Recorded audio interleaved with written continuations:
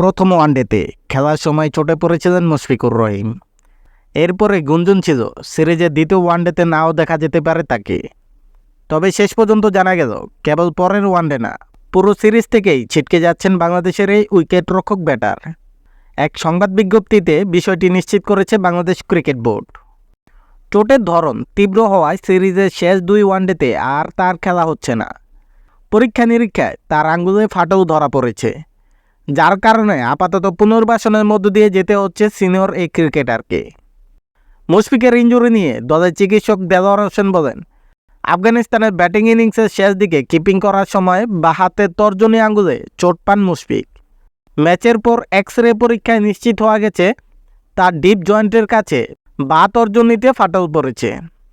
তিনি দ্বিতীয় ও তৃতীয় ওয়ানডেতে খেলতে পারবেন না। গতকাল সিরিজের প্রথম ওয়ানডেতে আফগানদের বিপক্ষে জয়ের আশা জাগিয়েও ব্যাটিং দশের মুখে হারতে হয়েছে। এরপরে এসেছে অস্বস্তির খবর। এদিন ম্যাচে কিপিং করার সময় আঙুলে চোট পেয়েছিলেন মুশফিকুর রহিম। পরবর্তীতে ব্যাট হাতে 7 নম্বরে দেখা যায় তাকে। আর এই চোটের কারণে সিরিজের পুরোটাই শেষ হয়ে গেল তার।